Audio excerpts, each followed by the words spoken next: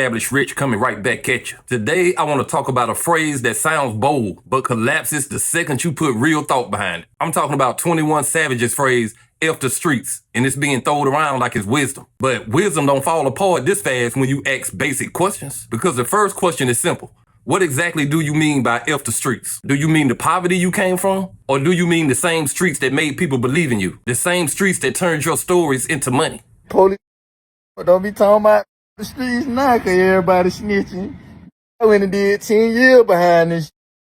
I love the streets. Ain't no mother the streets, just Nigga, criteria, nigga, y'all disappointed me, boy. All you disappointed me. I don't understand it. I don't understand it. I don't want to understand it. I don't understand it. I'm from the street, nigga. Nigga, my grandma ain't say fuck. My granddad ain't say fuck. Nigga, when y'all was doing them little shows, y'all niggas started popping out. Get what y'all niggas doing? Hitting them fucking clubs up in Alabama, Texas, you niggas in Florida, you niggas all over the world. And get who come to see y'all stupid nigga? The mother streets, nigga. When y'all keep saying niggas talking about streets and the streets dead like that. The streets can never be dead because the streets is reality for a lot of motherfuckers. The streets was never supposed to be an option, nigga. It was never supposed to be no cool shit. You feel me? Niggas be born into the struggle. That's their reality. And they gotta find a way up out there.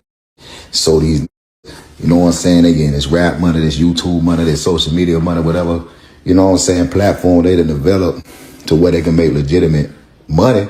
Of course, you should get out the streets, but Thug being a street nigga from Atlanta is what made us pay attention to him in the first place. You could look at him or maybe Dirk or maybe like different rappers that had legal situations, you feel me?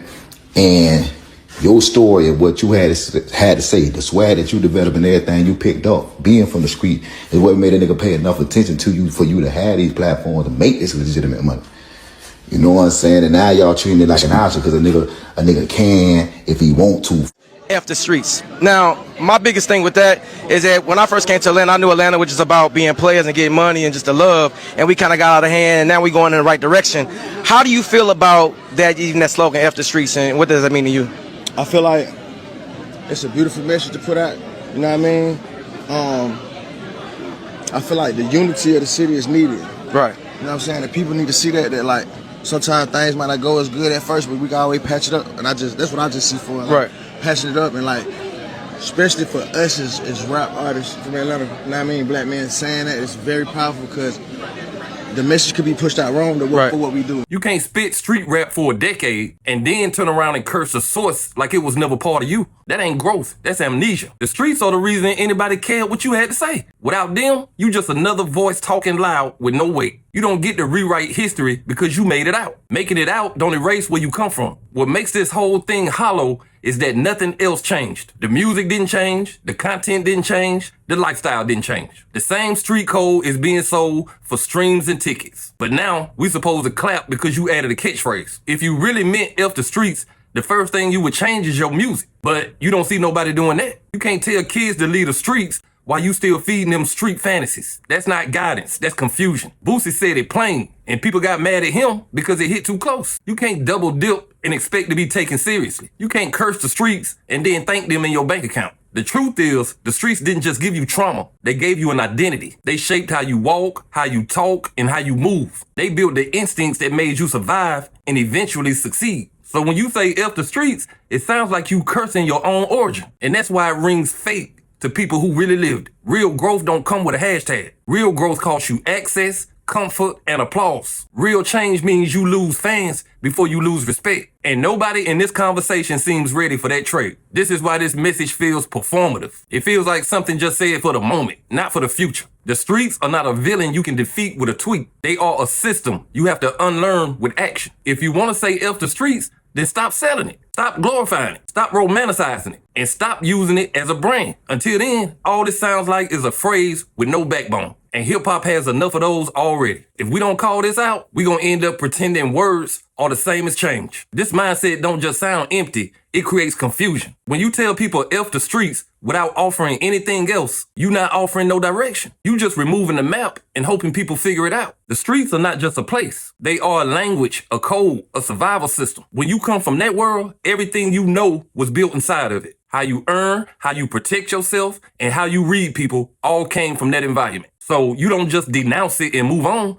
You got to replace it with something real. And that's what's missing from this whole movement. It's no replacement plan. You can't tell a kid to leave the streets and not show them what to walk toward. And you damn sure can't do it while making millions off street stories. This is where it turns from hypocritical to irresponsible. Because now you're talking to people who actually listen to you. You're talking to kids who don't have options lined up. You're talking to people who still inside of the struggle you escaped. When you say F the streets, but they see you benefiting from it, it sends a mixed signal. And mixed signals get people hurt. This is why Boosie's point landed. Even if people don't like what he said, you can't pretend the streets didn't build the industry you living off. Every independent label you respect was built off street money. Every regional scene was built off local hustle and local support. Hip hop did not come from the boardrooms. It came from the street. So when you curse the streets without honesty, you really cursing the foundation. And a house that disrespects its foundation does not stand long. That's why this message feels like it's for applause, not for change. It plays well online, but it does nothing in real life. Real change is quiet and boring at first. It don't trend. Real change looks like rapping about different things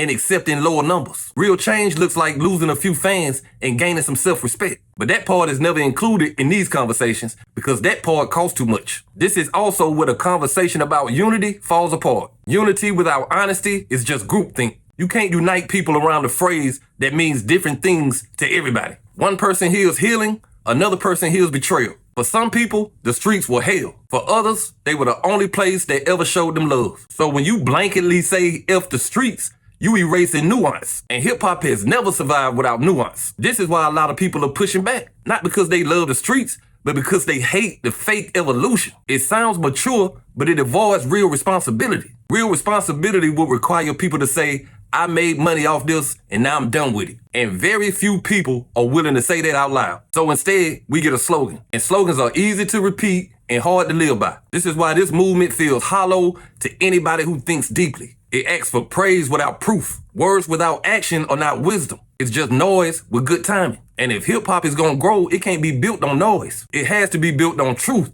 Even if the truth is uncomfortable. When all the tweets fade and the clip stops looping, this conversation is not about 21 Savage. It's about how easy it has become to say the right thing without doing the right thing. Hip hop is in a strange place right now. Everybody wants credit for growth, but very few people want to pay the price for it. Real growth costs you comfort. Real growth costs you a part of your audience. And real growth definitely costs you old habits. It's easy to denounce something on social media. It's much harder to denounce it in your art, in your business, and in your daily decisions. The streets are not a phrase. They are a system people had to survive in when nothing else was available. So when you talk about the streets, you're talking about real people, real pain, real consequences. That's why this subject deserves much more than a catchphrase. It deserves care. You can want better for the next generation without disrespecting the one that carried you. You can evolve without pretending your past was useless. The problem is not wanting change. The problem is pretending change happened just because you announced it. Hip hop has always been a mirror. And right now, that mirror is showing a lot of people who they really are. Some people are ready to move on,